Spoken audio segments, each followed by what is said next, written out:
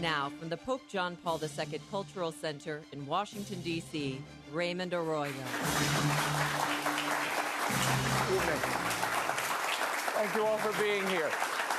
Well, we've got big news to report from here in Washington, D.C. A lot happened this week that you might not have heard about.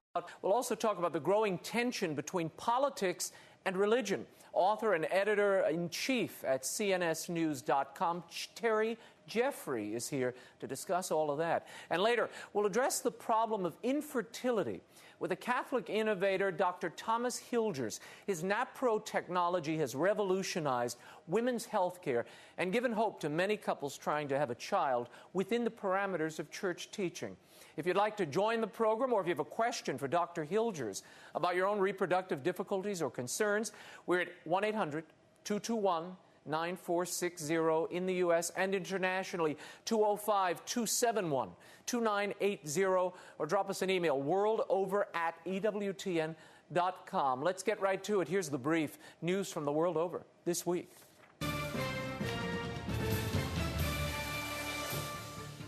Returned to Rome, Pope Benedict XVI recalled his historic visit to the United Kingdom at his weekly general audience this week. He called the visit one of personal joy and satisfaction. And as the first state visit ever by a Roman pontiff, he said it marked a new important phase in the long and complex history of relations between the people of Great Britain and the Holy See. Striking a common theme throughout the visit, the Pope stressed the importance of a new evangelization in the UK to combat what he called the threatening and insidious relativism of the modern day.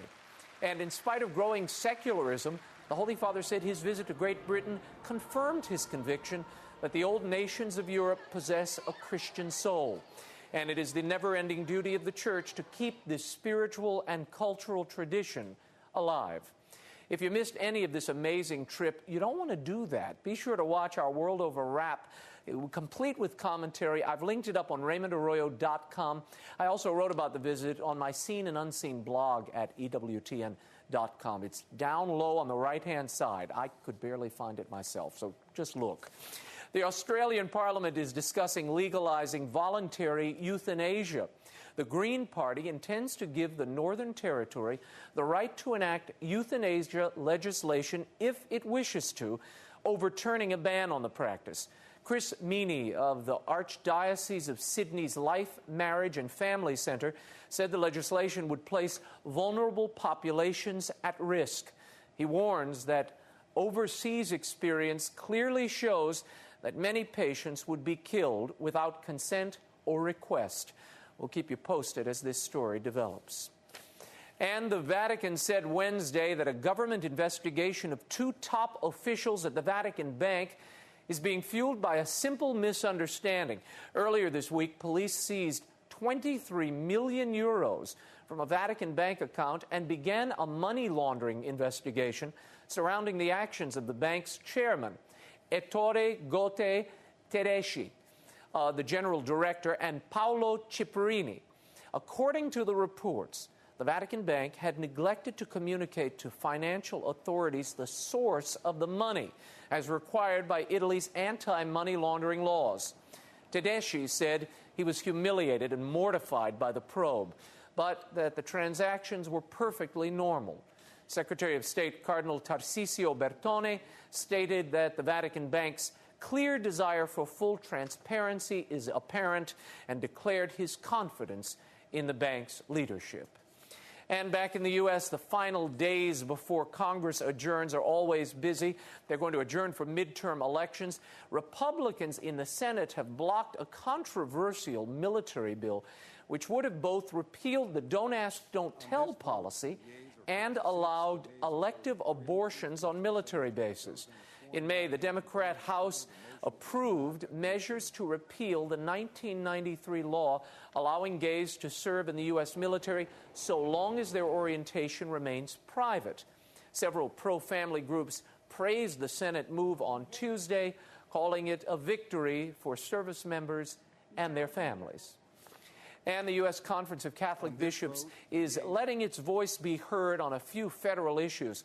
In a letter, the bishops urged the Department of Health and Human Services not to list contraception and sterilization coverage as required preventative services for insurers under the new health care overhaul passed earlier this year. Planned Parenthood is lobbying for contraception to be offered free of charge without co-pays to all Americans with health insurance. Such mandates, the bishop said, would compel coverage for abortifacient drugs, and violate the conscience of health care workers. Under those circumstances, they asserted, President Obama's promise that Americans would not be forced to change their existing health care coverage would prove to be false. Some provisions of the Obama health care overhaul took effect this week. HHS requirements for preventative services are expected to go into effect by August 2011. And House Republicans on Thursday announced a new wide-ranging legislative agenda. Pledge to America, they call it. Among the promises being made by the GOP minority, pushing for a permanent extension of the Bush-era tax cuts, a repeal of President Obama's signature health care law, and thrice mentioned in the 21-page document, a permanent end to taxpayer-funded abortions. Still, many pro-life and family groups feel they haven't gone far enough. We'll talk about this in our next segment. And if you find yourself visiting D.C. on a Thursday night, well, come on down and see us. Drop us an email. We're at worldoverdc@yahoo.com, and we'll reserve a place for you. When we return, Terry Jeffrey on the latest from Washington and the control freaks who are taking over. The World Over Live continues in a moment. Stay right there.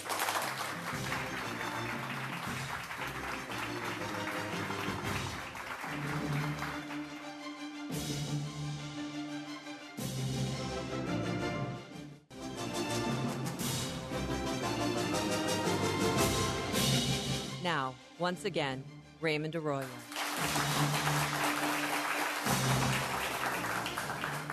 Welcome back to The World Over Live. My first guest is editor-in-chief of CNSNews.com and editor-at-large for Human Events. He's also the author of a new book, Control Freaks, 7 Ways Liberals Plan to Ruin Your Life, and he joins us to talk about the news coming out of Washington, as well as the increasing uneasy coexistence of religion and politics. Please welcome Terry Jeffrey back to the show. Hey, Raymond, thanks for having me. Now, Terry, let's first talk about this. I was struck in your book in Chapter 7. It deals with the culture wars. This is something President Obama, when he came to office, said, that's very 90s. We're not going to deal with that anymore. Are the culture wars dead? No. He told that to Planned Parenthood, by the way, Raymond. He wanted to declare victory in the culture war. What I talk about in my book is something I think is the greatest threat to liberty in the United States of America, real form of tyranny, where government wants to control your conscience. And in my book, I point out 2 ways they want to do it. One, which they specifically did to the Catholic Church in California, which is to force people to act against their conscience. In California, they tried to force the Catholic Church to buy artificial birth control for its employees through health care. The other way is by taking children and trying to teach children through the government institutions of the public schools things that are immoral, to teach them a new morality, to form their consciences contrary to the truth, which we see especially in states that have legalized same-sex marriage like Massachusetts, where they're teaching children as young as kindergarten that same-sex marriage is a good thing. Terry, just this week we had this military appropriation bill going through the Senate. Attached to it, and it got virtually no reportage. People heard about the Don't Ask, Don't Tell repeal that was slipped in. What they didn't hear about is Senator Roland Burris, who took President Obama's seat in the Senate. He slipped a bill in there that would have allowed abortions on military bases. Is this part of what is happening, that they're going to sort of try to slide this stuff in around the margins? Absolutely. Well, this is a long part of the left agenda, to have the abortions on military bases, have them government subsidized. Look, they're not satisfied with it being legal to take the life of an innocent unborn child. They're not satisfied with that. They want to make you and me pay for it, Raymond. They want us to subsidize the killing of innocents. It's really another part of trying to force us to act against our conscience. It's also part of Obamacare, of course. I mean, the conscience clause is essentially dead. There is no conscience clause in the health care plan. Right. So, right. I mean, when you have HHS now balancing, trying to figure out, will they make contraception and sterilization part of preventative care? Right. The bishops this week sent a letter and said, what are you trying to prevent here? Fertility? What's the malady you're trying to prevent? Well, we saw this coming during the debate. When this bill came up in the Senate Finance Committee, Barbara Mikulski put this provision in the bill. Senator Orrin Hatch and some others, but principally Hatch, said, wait a minute, if you read this could be used to subsidize abortion, to subsidize other things, sterilization and so forth. He asked her to put language in the bill that would specifically say that this would not allow for abortion. She wouldn't do it. This is something, by the way, the liberal press didn't cover. If you followed the debate closely, you knew this was coming. But this wasn't something the liberal press wanted to tell you about. No, this is something most Americans, I dare say most people around the world, don't pay attention to. But that's why we're here, to kind of shine light on these issues. I want to talk, today is the 6-month anniversary of the health care overhaul that President Obama championed, certainly a hallmark of his administration. Where is it now? The polling numbers seem to be more in favor of repeal than ever before. Why has that happened? Right. Well, because I think people understand this is a real threat to their liberty. This could fundamentally change our society. In my book, Raymond, I talk about various ways people have given up sovereignty over to their lives to government. We see it in the economic sphere. In Social Security, a majority of seniors in the United States of America today get a majority of their income from the government. If you're a senior, you're on Medicare, you get your health care from the government. You're dependent on the government, which puts you vulnerable to the government. Here with Obamacare, we see this concept of dependency on government extended right through everyone's lives, right down to birth to before birth. And by ceding that, we also concede to them moral control over some of the most consequential decisions we're ever going to make in our lives. No, this notion that you have, and it's in your book about conscience, that they not only want to take over various areas of your life, but your very conscience they want to control and mandate that you do things totally at odds with your values and beliefs. Right. I liken what the state of California did to the Catholic Church there to what Henry VIII did to Thomas More. Henry VIII wanted Thomas More to act against his conscience and approve the marriage of Henry VIII. Thomas More would not do it. What they did in California was the state legislature pushed legislation that would require every organization that offered health insurance to their employees, that offered prescription drugs, to also offer artificial contraception coverage. Really, the only people in the state that were offering that kind of coverage without contraception was the Catholic Church. It was a bill specifically targeted to try and force Catholic institutions to buy artificial birth control. The church wouldn't do it. They took the case to court, went all the way up to the Supreme Court of the state of California. The Supreme Court of the state of California, Raymond, basically said, we know this violates your Catholic faith. We don't care. Do it anyway. We're going to make you do it anyway. The Supreme Court of the United States would not take the case up in appeal. And there were some other church organizations that understood that this case in California that targeted the Catholic Church was a threat to the free exercise of religion generally.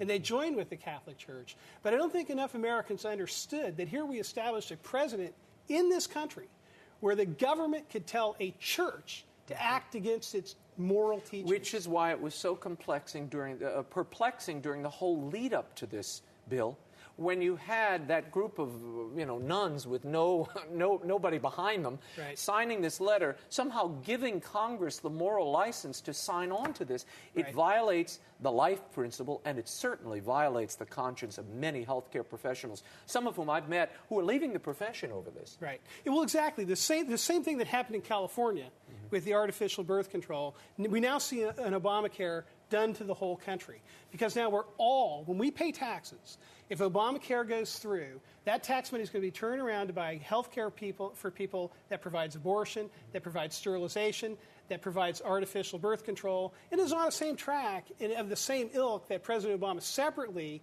by executive order, said we're all going to have to pay for the killing of human embryos in medical research. There's a piece in the Wall Street Journal today also. There was much talk about how this was going to save money. Well, the Wall Street Journal today shows there is no free lunch. They basically say it is seniors who are going to pay the lion's share of the health care plan. It talks about their premium increases. The people getting hit are disproportionately minorities and people who live in low-income households, and enrollees in Medicare Advantage plans. The price they pay for health care reform will be double whammy, less spending on Medicare, coupled with reduced subsidies for their Medicare Advantage plans. In many areas, Medicare Advantage enrollees will lose about one-third or more of their health insurance benefits. If we don't turn this around, Raymond, this country is headed toward a financial crisis like we've never seen. I point out in my book, Control Freaks, that according to the Treasury Department analysis and figures before Obamacare was passed, the country faces $61.9 trillion in unfunded liabilities. That's the national debt plus what's already been promised in primarily Medicare and Social Security benefits to people that are now alive that cannot be met by the current tax structure. That $61.9 trillion in unfunded liabilities equals $200,000 in additional revenue that the government needs to find for every man, woman, and child in the country. I say, Raymond, it cannot be done. This is the crisis we face, the most immediate political crisis. How do we deal with this? It's unbelievable. And doctors, this was according to a report Stephen Mosier wrote just the other day. Doctors are already fleeing Medicare in droves. In Texas alone, more than 300 primary care physicians have stopped seeing seniors in the last 2 years. Once the cuts in Medicare payments kick in under this health regime, right, what's going to happen? How are these elderly people going to be cared for at all? Well, what's going to happen is we're going to not only see people who are in medicine, who have dedicated their lives to it, leaving it because they simply can't afford to continue their practice. You're going to see people who have a vocation to be doctors, who otherwise won't do it because they don't want to be in a position where the government is trying to pressure them into doing immoral things that are contrary to their religious faith and contrary to the natural law. But also, who wants to go through the 14 years of post-high school training that someone has to go through in order to be a medical specialist and then be told by the government that you're going to make $65,000 a year, you're going to work here, we're going to tell you who your patients are, and we're going to tell you what you're going to be reimbursed and when you're going to be reimbursed. Good people won't do it. Now, there are some who say there's a hostility toward religion in this administration and in the leadership in the Congress at the moment. Do you believe that? I believe I believe that President Obama has a totally unique attitude towards religion when compared to all other presidents of the United States. And I'll give you, here's a concrete example. I wrote a column recently about how the president has established this pattern of saying America, and this is his exact formulation, America is a country of Christians and Muslims, Hindus and Jews, and non-believers. And he's even used that non-believer construction. He used it in his inauguration address, but he used it a week later on Al Arabiya, which is an Arabic language television station broadcast over much of the Islamic world out of the United Arab Emirates, when he had that iftar dinner at the White House about a month ago, and he famously talked about the proposed mosque at Ground Zero.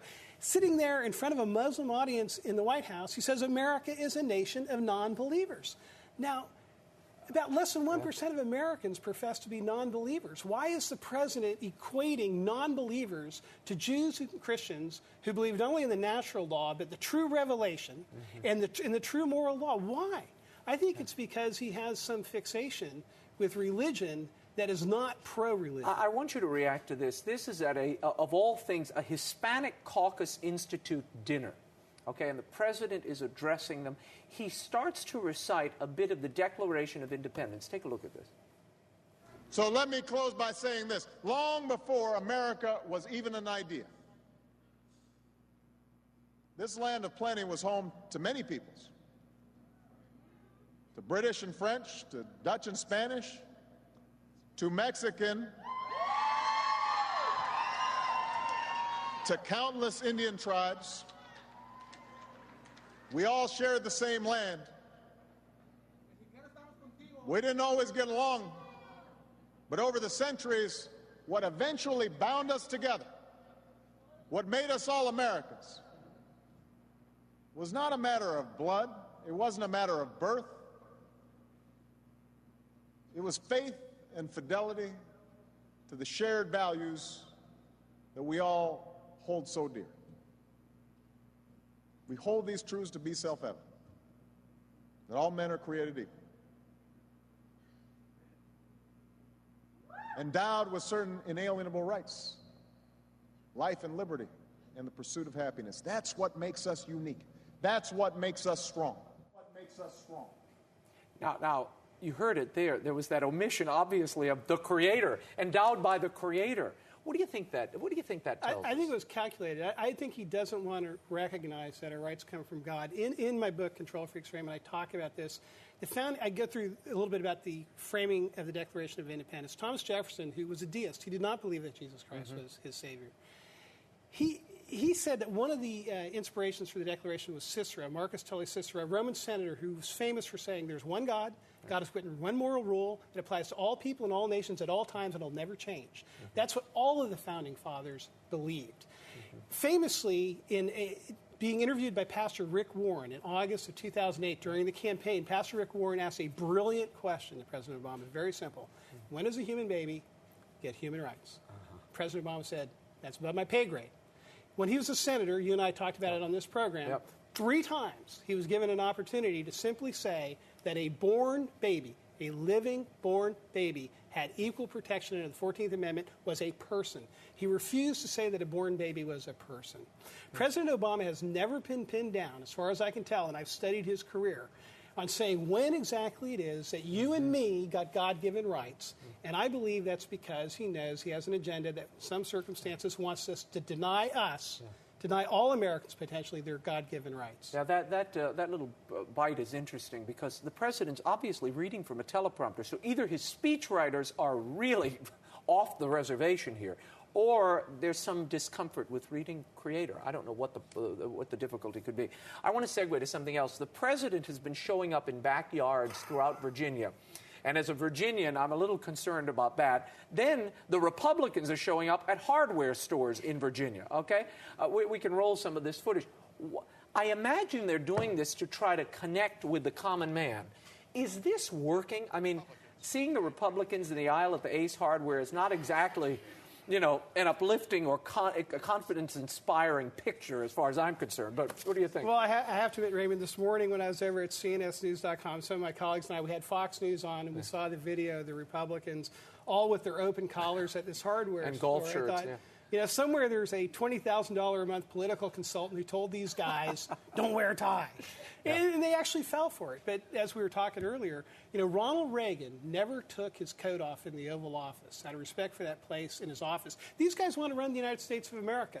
They should look like it. They should look like the people who ought to run the world's greatest nation. They don't have to prove they're populist by going out in some guy's backyard. Can you imagine Ronald and Nancy Reagan in the backyard of a Virginian household, with a microphone trying to sell Star Wars in the backyard? I'm thinking, what have we become? Hardware stores and backyards. I don't know what to make Ronald of this. Reagan was real, but the real Ronald Reagan would have had a chainsaw out at the ranch cutting brush. I like that, too. So, Terry Jeffrey, thank Raymond, you so much. You very much. The book is Control Freaks, 7 Ways Liberals Plan to Ruin Your Life. You can also find Terry's columns at cnsnews.com. Thanks again for being here.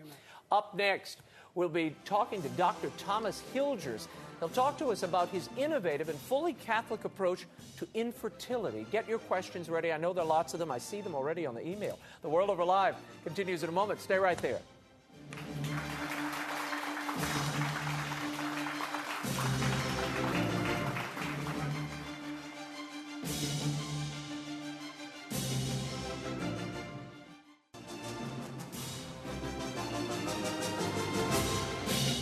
Now, once again, Raymond Arroyo. My next guest has been a pro-life physician for over 40 years. He's the founder and director of the Paul VI Institute for the Study of Human Reproduction in Omaha, Nebraska. He's developed an innovative method of treating infertility that is fully in line with Catholic teaching and extremely effective without resorting to morally questionable methods like in vitro fertilization. Here to tell us about NAPRO technology and his latest book, The NAPRO Technology Revolution, Unleashing the Power in a Woman's Cycle, Dr. Thomas Hilgers. Dr. Hilgers. Good to be here. Great to have you back. Great to be here. Now, if you have a question for Dr. Hilgers, you can give us a call, 1-800-221-9460, internationally, 205-271-2980, or email us, worldover@ewtn.com. www.ivf.com. Some of you already know that address because I see your emails. First of all, what is the biggest challenge you face when you're dealing with couples who come to you, particularly women, who are experiencing problems with infertility? What is the number one reason for this? Well, it isn't one reason, actually. Infertility is usually the result of multiple things going wrong. And so the biggest challenge is to find out what all of the problems are. For example, they may have endometriosis, which is a condition where the cells get into this abdominal cavity. They don't belong there. They could have hormonal problems, ovulation-related problems, all of these things together all at the same time.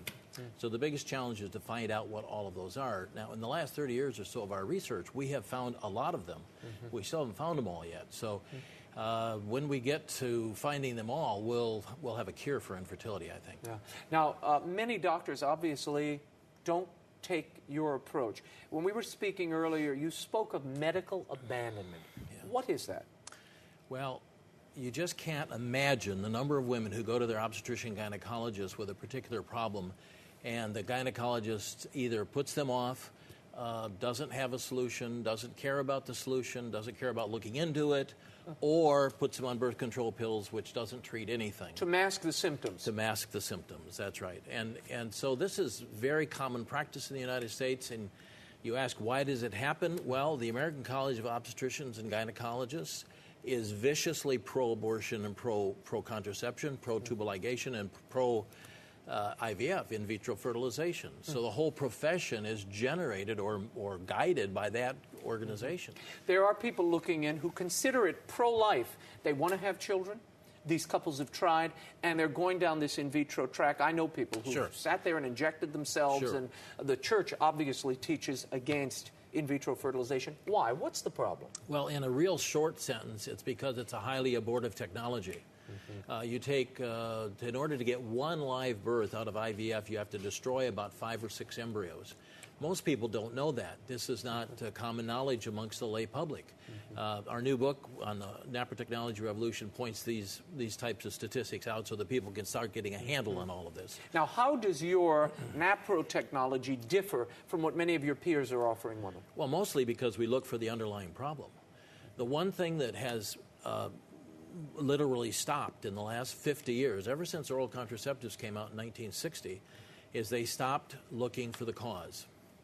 And so if you're a young teenager and you have severe menstrual cramps, they put you on the birth control pill instead of finding the cause, which is usually endometriosis. Well, the same thing with in vitro fertilization. When IVF came out in 1978, everybody got excited about it. By everybody, I mean everybody sort of a certain frame of mind, because it jumped over the causes. And for the last 32 years now, they've been jumping over the causes. And we've made no progress in general obstetrics and gynecology or reproductive medicine to the underlying causes, except for the work that we've been doing. There's a few pieces that are done every year, but not very much of all the thousands of papers that are published.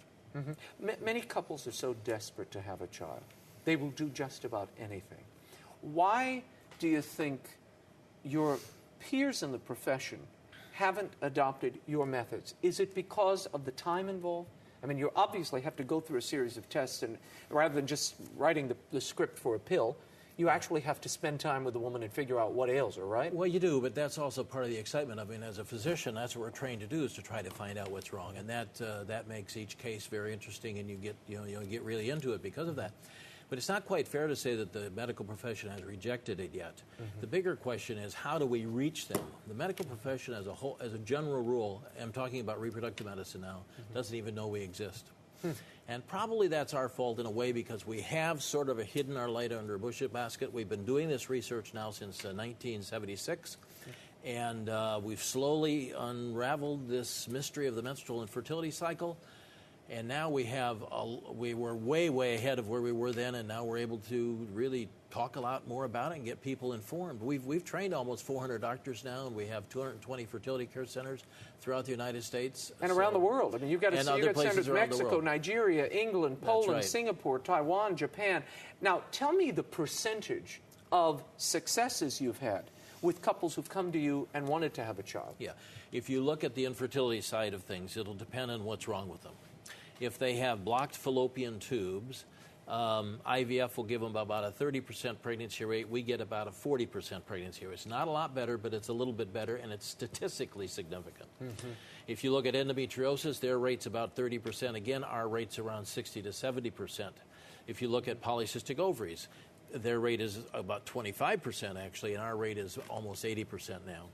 And there's other conditions as well. But on all levels, our pregnancy rates right now are higher per woman than they are in IVF. And it's obviously a natural technology that works with the body, thus NaPro technology, rather than external or artificial methods. Exactly. It's actually a system that works cooperatively with the normal, or the, in this case, diseased reproductive system.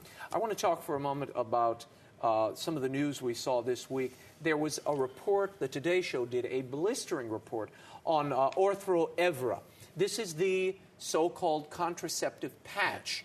This puts enormously high amounts of estrogen into a woman's body to keep her infertile. What are the dangers of this that you've seen in your practice? Well, I don't prescribe Ortho Evra, so I don't see them in my practice. Right. But I certainly have read about it, and this has been a lawsuit waiting to happen, and it has been, in fact, happening over the last few years.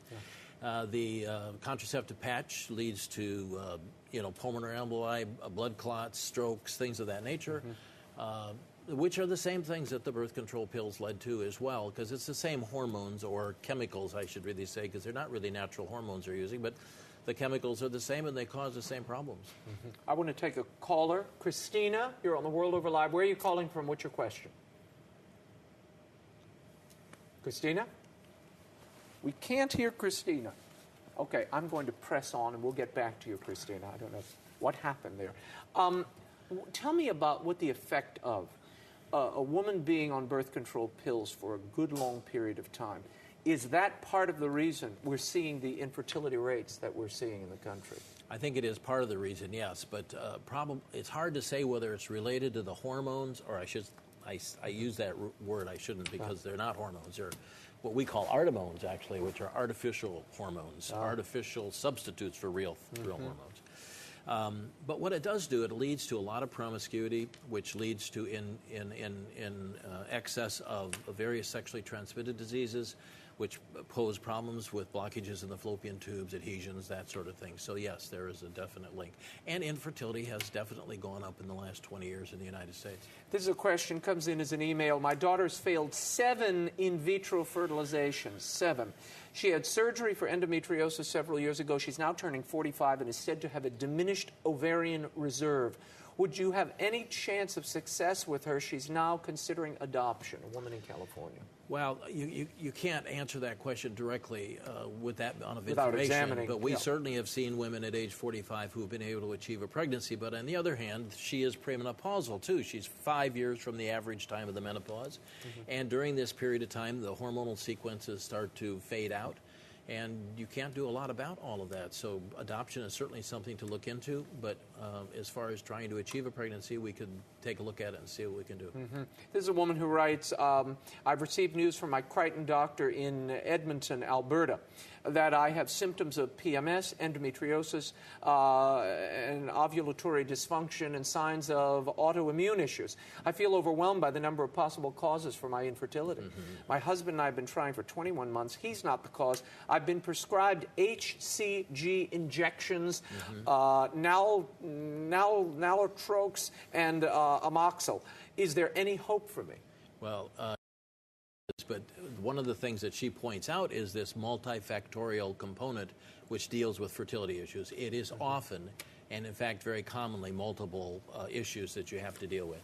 And it can be complicated for the patient and maybe frustrating, but at the same time, if you have a doctor who understands all of this, they can guide you through that. Well, and I can tell you, I have friends who have come to you over the years who were told they could never have children, and indeed now are parents to several children. So I know people who could stand here and vouch that this works, and it's a natural approach. It's not putting.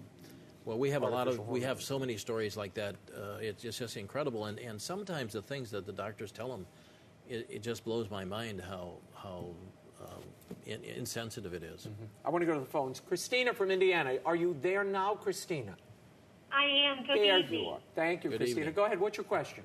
Thank you, and thank you for having Dr. Hilgers on. I really appreciate it. I've been a patient of a Hilgers-trained doctor from Ohio for the past 4 years, and I have severe pelvic adhesions, and we've done a laparoscopy, and we've still been unable to achieve pregnancy. Is there anything else you would recommend or suggest in regards to that? Thank you, Christina. Well, in the area of pelvic adhesions, we have a sort of another thing that we've been working on, which we call surgical naprotechnology, which is a form of reconstructive pelvic surgery which we can do without any adhesion formation. And we just published this in March of this year in the Journal of Gynecologic Surgery, and it's revolutionary, actually, in terms of how we can now operate on the worst of the worst pelvic adhesions, and we can reconstruct all the tissues and protect it in such a way that they don't reform the adhesions. They have an 85% chance of getting a reformation of adhesion if you do nothing. With us, they virtually get no adhesion. I was stunned when I realized you take and accept 850 new patients a year. How do you deal with the volume of people knocking down your door? I know it must be numerous, and I probably am not helping your cause here. Well, no, we're grateful for it, actually, and we do have other doctors at the Institute now that I've trained who are capable in the surgical area like I have been over these years. We have a fellowship program where we're now training additional obstetrician gynecologists. You wrote a medical text a few years ago. Yes, in fact, the medical text was written before this book, which is for the lay public, because we wanted to lay out the scientific research, and it is there for anybody who wants to take a look at it. Here's an email. Veronica writes, I have a friend who's trying to get pregnant. She's having trouble getting pregnant and has for 2 years now. I know that she was diagnosed with a cyst in the fallopian tube. She's now seeking a fertility specialist. What would you suggest, doctor? Well, the fertility specialist is probably going to recommend in vitro fertilization like they do for most people. What she needs to do is she needs to learn how to chart the Creighton Model fertility care system, which incidentally is the backbone of this whole new system of naprotechnology. Explain that to people. It's a system of teaching women how to observe the various biological markers of their menstrual and fertility cycle, to chart them prospectively.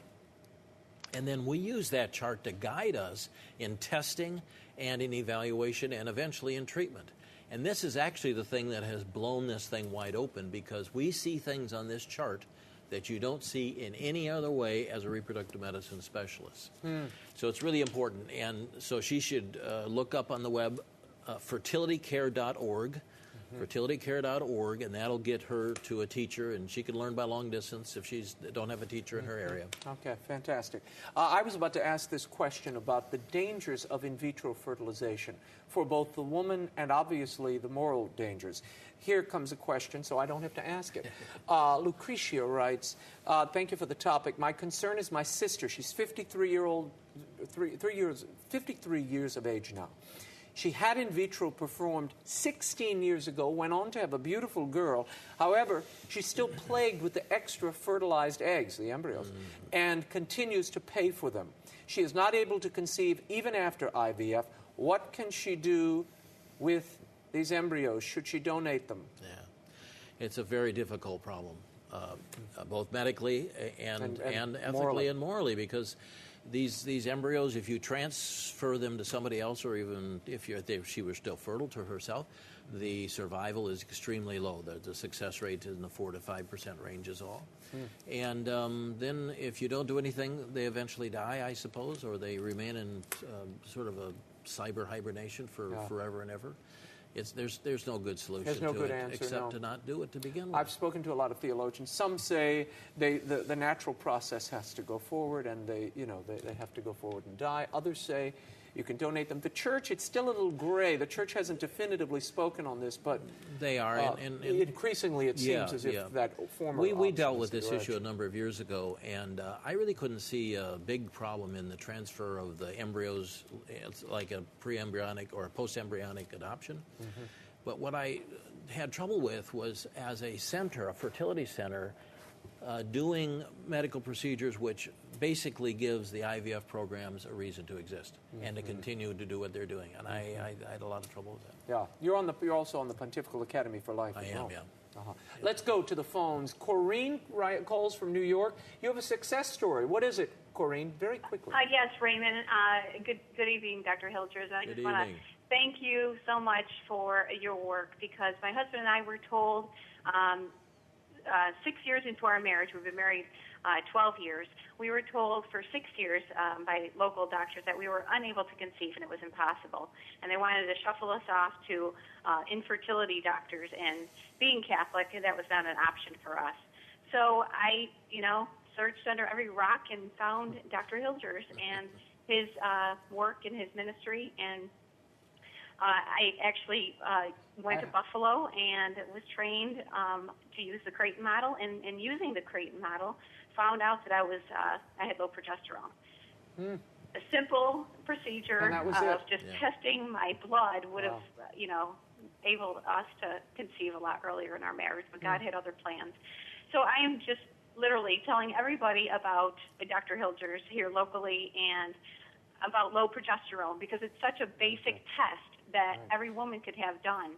And so it took us 6 years to conceive our son, Joseph Michael Gerard, and just recently we conceived another little boy through Dr. Ann Milnick down in New York City, and we have called Benedict, who is 2 months old. So thank you so much, Dr. Hilgers. Well, thank you. Welcome. I'm sure she didn't find you under a rock, no, even though she said she looked under a lot of rocks. Yeah. Now, why do most doctors miss something as simple as that? Well, I have a little theory about it, to be honest. This is a natural method of family planning. Obstetrician gynecologists, as a group, find natural family planning to be like an anathema. It's just like you don't touch it. It doesn't work, it never has worked, and it never will work. And so when something like this comes along, the Creighton model, which actually is extremely scientific in many of its ways, it's very standardized, it's an incredible system, really, and all of a sudden we learn from it, they are stuck back in their prejudices, and their prejudices keep them from opening their eyes to something that's based in a natural family planning system. I think that's it. I really do. I don't know if it's any more complicated than that. No, it's a fascinating book, too, The NaPro Technology Revolution. This is, again, the lay book, and it sort of teaches you both the Creighton method and lays out the basic principles of this NaPro technology and the various diseases and difficulties that women might face along the road to fertility. Yeah, and it's written in a way we hope that a lay person can really understand it. And what's that website again? It's Fertility Care? Well, for the teaching of the Creighton model system, it's fertilitycare.org. But if you want to send a consult to the Pope Paul VI Institute, go PopePaulRomannumeral6.com. Okay. PopePaulRomannumeral6.com. Yep. You're going to be getting a lot of email. Here comes another email from Catherine, who writes, I would not be sitting here with my 4-month-old daughter if it weren't for Dr. Hilgers. I had endometriosis. I can't even read half of this. She had all sorts of problems. She had problems. And pelvic adhesions, and went to several of the doctors who told me I had to go on the pill for my problems. I had 2 miscarriages until I went to the Pope Paul VI Institute to find solutions. I'm now in my 30s. These problems have been with me since my teenage years. Their care is unparalleled. It's truly a holy place. When will there be a doctor in the Chicagoland area? Catherine writes. Well, you can tell her we're actively working on that at the present time, but we don't have anybody quite yet. But we desperately need activity in Chicago, Maybe that's for someone sure. will step to the fore. Yeah. Why did you call it the Paul VI Institute? Well, we actually, my wife and I, that is, decided to build this institute on the day that Pope Paul VI died. And we named it after him because we were so impressed with his teaching in Humanae Vitae in 1968. And we started our work, our official work, if you will, our research work in 1976. So it seemed Paul VI asked for men of science and physicians and healthcare professionals, along with priests and bishops and a few other people, to get involved in this, so we decided to do that. We've never looked back, and it's been an incredible experience for us. I'll say. Here's another one. I've been a NaPro patient for 6 years. While we have not achieved a pregnancy, the NaPro method has helped uncover many underlying health issues. Thank you, Dr. Hilgers. It's Anne from Ontario, Canada. Thank you for writing, Anne. Yeah, we're getting, I can't read them all. We're getting so many like this, almost testimonials, people who feel their life have been changed. One of the things that struck me as I was reading the book, you also say not only do people become sensitized to their relationship through this method, but if they can't conceive, there is the possibility of adoption. Yes. How do you I imagine, encourage adoption Well, we see adoption as sort of the last stage of all of this, because if we work through the process and over a period of time, which has to be mutual between the physician and the patient, although I will go basically as long as they want to go. But at some point, if it's not going to work, then they should look at adoption. And so it's a final solution for us. Part of NAPRA technology, we would say. But at the same time, we don't necessarily push it right up off the bat, because we have so much other success having their own children that we don't have to do that right There away. is this national struggle. Those of you listening into the program earlier heard this and watching us earlier. The government is struggling now to determine whether contraceptives, including sterilizations, will be included as preventative care under the new health regime. Your thoughts on that? Should it be considered? Well, it doesn't prevent anything except pregnancy, and it destroys some pregnancies, particularly with regard to the birth control pill. It is a tactic that has been used by the Planned Parenthood, American College of OBGYN, Kathleen Sebelius, who is a viciously pro-abortion person, who's the head of the Health and Human Services right now. And there has been this tendency to push the birth control pill for the purposes of the sort of the health care needs of women, or the health benefits of women. And they actually have papers written on the health benefits of birth control pills. The birth control pill is of absolutely no health benefit to almost anybody. It doesn't cure anything. It doesn't solve anything. It may suppress some of the symptoms, but that's all it does. When we're talking about these patches and this Ella is essentially the RU486, the French abortion pill. It's now on the American market under the tag Ella. It's an emergency contraceptive. Yeah. What does it do? What effect does it have on a woman's body, having those elevated levels of estrogen injected or attached to her body for 5 days at a stretch in some cases? Well, with the patch, it's all month long. And so they have these circulating estrogen levels. What is the effect? What does it do? Well, it has an effect on the coagulation system within the woman's body, within her bloodstream. They get blood clots in their legs. They break off. They go into their lungs. Whenever you hear of a young woman aged 24, 25 who has a pulmonary embolus, which is a blood clot to the lungs and suddenly collapses and dies, you have to almost for certain believe that she was on oral contraceptives or the patch or some similar estrogen-like material. This report from the Today Show, I happened to catch it the other day. It is breathtaking. I may link this on my Facebook page just so you can read it. This report on the Ortho Evra is just frightening, and it looks like Johnson & Johnson knew about all of this research and suppressed it, and which is really troubling. Well, the whole oral contraceptive thing is very much like the tobacco industry situation. And I've been trying to I got 3 sons that are lawyers. They said, you got to get going on this stuff because I mean, in all of the companies that make oral contraceptives, they've got correspondence and memos and all this sort of stuff that they all knew this stuff was going on. No, you had vice presidents resigning from Johnson & Johnson over this. Yeah. Really interesting.